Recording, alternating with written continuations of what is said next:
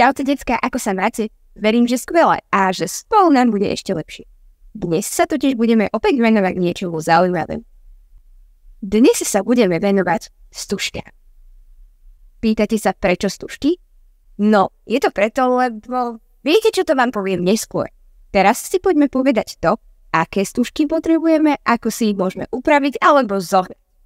Hneď na začiatku vás chcem upozorniť, že toto video si pozrite radšej aj s dospelákmi. Aby ste si vyrobili stužky, ktoré budeme potrebovať, alebo aby ste ich zohnali, budete ich potrebovať na pomoc. V tomto videu vám predstavím 3 druhy stužiek. Jednou je takáto obyčajná stužka. Druhou je stužka, ktorá je tak trochu upravená doma. No a treťou je stužka, ktorú si môžete rovno kúpiť pripravenú v obchode. Ku každej z týchto stužiek vám poviem pár informácií o tom, ako si ich môžete získať, vyrobiť alebo pripraviť. Takúto obyčajnú stužku môžete zohnať v galantérii a možno aj niekde doma. Len sa spýtajte vašich alebo niekoho staršieho. Jej príprava je veľmi jednoduchá. Keď nájdete celý balík stužky, alebo teda celú rolku, odstrihnete si toľko, aby vám to vyhovovalo, aby sa s ňou dali robiť rôzne pohyby.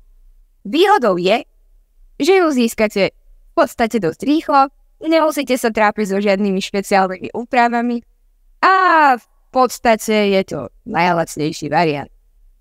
Nevýhodou je, že keď ju budeme používať, nebude až tak krásne vieť ako tie ďalšie dva varianty.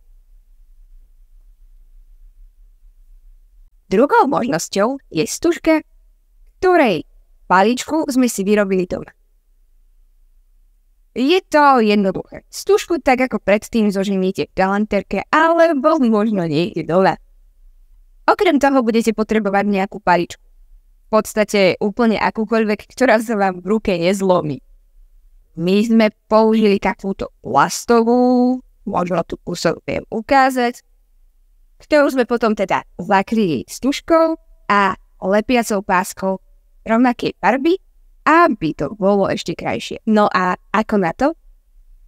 Na jeden koniec paličky si prilepíte kúsok stužky.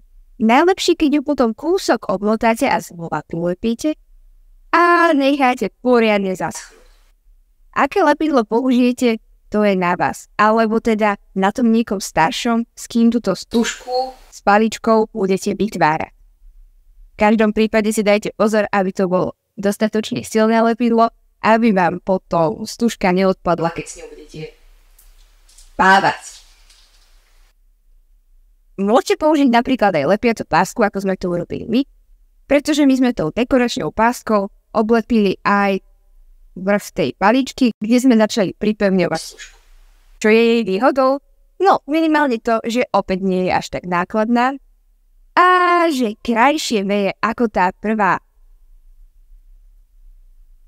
Nevýhodou je najmä to, že ju musíte vyrobiť a troška sa pritom narobíte, kým vám bude držať stužka na paličke, kým ju dokončíte tak, aby sa vám naozaj páčila. Potom je tu tento tretí variant a to je stužka, ktorú som takto pripravenú kúpila v obchode. Môžete poprosiť niekoho dospelého, aby vám takúto stužku zohnal a nemusíte sa pri tom vlastne vôbec narobiť. Stačí ju kúpiť, vybrať z obalu a použiť. Čo je jej výhodou? No tak v prvom rade to, že veje najkrajšie zo všetkých. Dokážete ňou teda robiť najkrajšie pohyby a prvky. Určite je výhodou aj to, že je rýchlo pripraviteľná. Jednoducho ju vybavíte do sáčku a môžete používať. Nevýhodou je asi len to, že bude zo všetkých troch variant pravdepodobne najdrahšia. Verím, že si vďaka tomuto videu vyberiete jednu variantu stužiek a že si ju dokážete pripraviť alebo prečítať. Potom si môžete pozrieť ďalšie video, v ktorom sa naučíme stužky používať. Majte sa zatiaľ krásne.